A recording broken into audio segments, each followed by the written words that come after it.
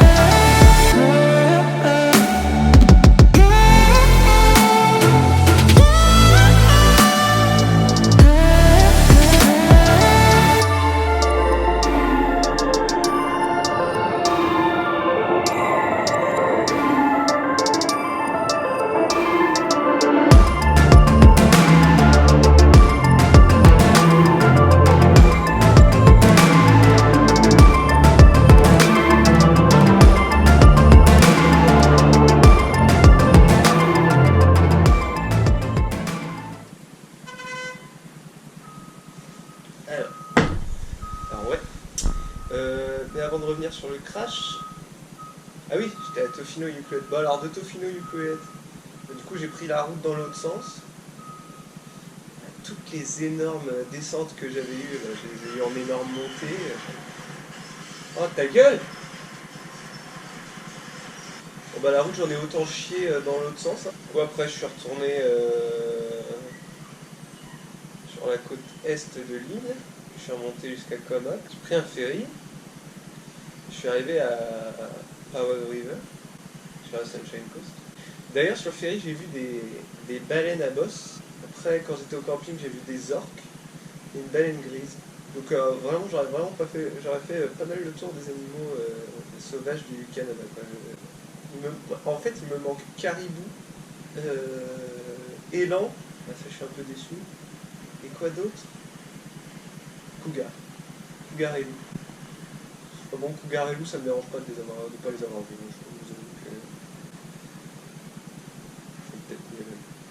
Donc ouais, donc je suis arrivé là-bas, sur la Sunshine Coast, et là, alors j'avais gros problème avec ma roue arrière.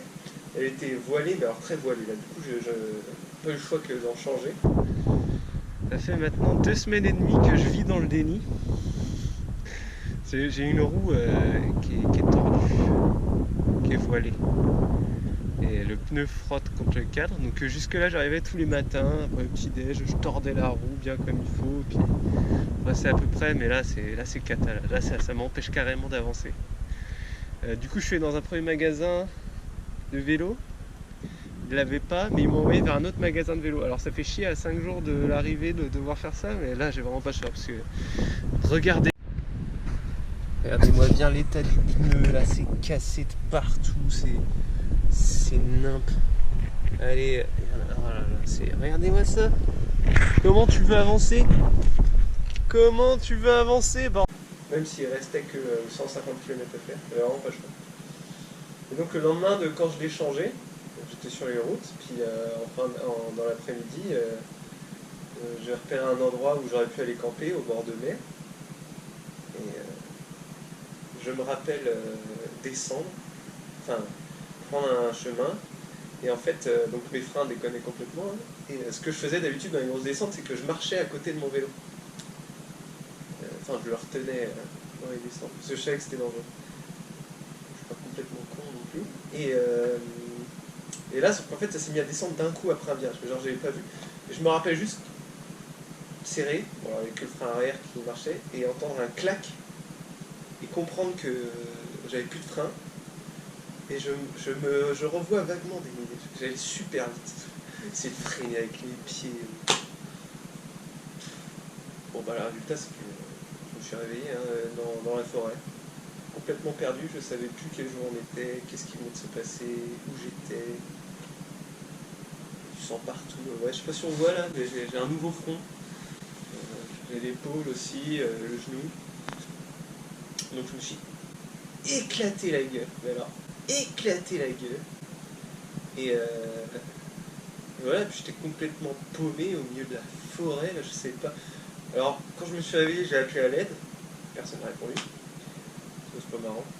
Du coup, bah, très vite, je me suis dit, bon. Parce que moi, je savais pas quel jour on était. Je savais que j'étais en train de faire un road trip à vélo, mais je me rappelais pas où j'étais. Je savais même pas que j'étais sur la Sunshine Coast, donc bon, bah, les réflexes, c'est bon, bah, personne va venir t'aider. Et je me suis mis debout, ouais, parce que j'avais pas de casque. C'est pas grave. Je me suis mis debout, j'ai fait bon, c'est bon, je peux marcher, c'est déjà ça. Je suis pas paraplégique. Alors j'avais l'épaule éclatée sa mère, mais alors défoncée.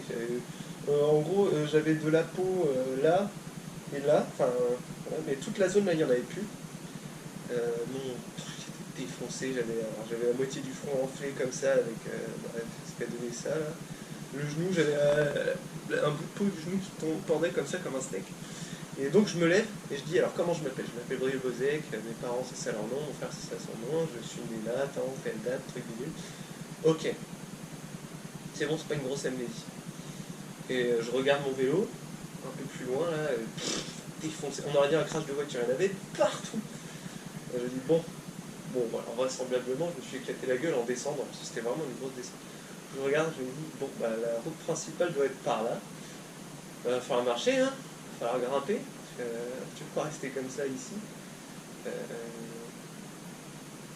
Du coup, alors j'ai quand même pris, il y avait une gourde d'eau devant moi, j'ai prise, j'ai rincé un peu mon genou, j'ai recollé le bout de steak qui tombait, parce que ça m'emmerdait pour marcher. J'ai mis ma main, mon bras il était mort, donc j'ai fait une jamelle debout, pris ma main, je l'ai mise dans mon pantalon comme ça là pour plus qu'elle bouge. Et j'ai pris une gourde, mon portefeuille, mon passeport, et j'ai commencé à monter. Mon portable avait plus de batterie, j'ai quand même. Puis au bout d'un certain temps, je tombais sur des gens et regardez, je devais avoir une de ces gueules, et ils me regardaient, ils m'ont dit ça va? Et j'ai dit j'avais besoin d'une ambulance. Ils ont appelé une ambulance, je suis allé à l'hôpital. J'ai bien fait marrer à l'hôpital. Ils m'ont fait le truc comme dans le Grey's Anatomy, là, changer d'un lit à l'autre avec une couette, là. Enfin bref. Hôpital, scanner, radio, et alors ils pensaient que j'avais l'épaule déboîtée, des côtes cassées. Que dalle, corps d'athlète, rien du tout. Ils comprenaient pas pourquoi, comment ça se fait que j'étais ni paraplégique et vivant. Parce qu'ils ont essayé de calculer avec ce que je me rappelais, et vraisemblablement j'ai été inconscient entre 1 heure et une demi-heure. Ouais, parce que je me suis bien éclaté la gueule. Je devais aller à 60 km/h, un truc comme ça, sans casque, peut-être la première. Bon, ça va, hein. Ils m'ont laissé sortir à 20 h, j'étais complètement paumé. Alors les gens qui m'avaient trouvé avaient suivi l'ambulance avec toutes mes affaires, avec toutes mes affaires à l'hôpital. Et, du coup j'ai dû... alors accident de vélo, mais c'est pas du tout la fin de l'aventure, hein. J'ai dû camper. Alors, monter une tente avec un seul bras, c'est sport.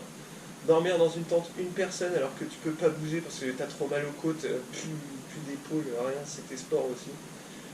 Replier une tente avec un seul bras, c'est encore plus sport. Et faire du stop avec un vélo et plein de bordel pour... Enfin, ça c'était compliqué. J'ai mis 3 jours et demi à rentrer. Alors l'aventure a été quand même très stylée jusqu'à la fin, hein. J'avais fait des super rencontres.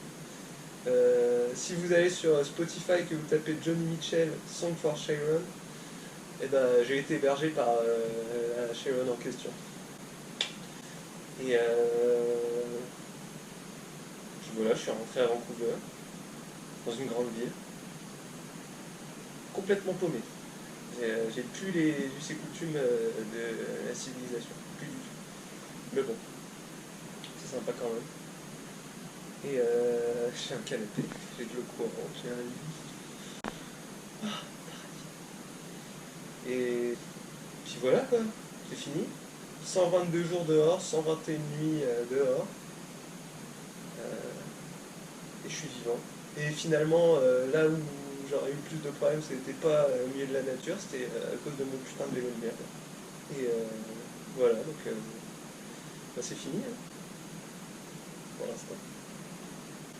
Puis bah, merci pour tous ceux qui m'ont envoyé des messages, c'était sympa.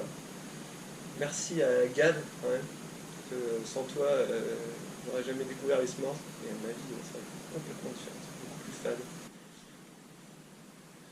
Voilà, merci beaucoup pour tout et puis au revoir.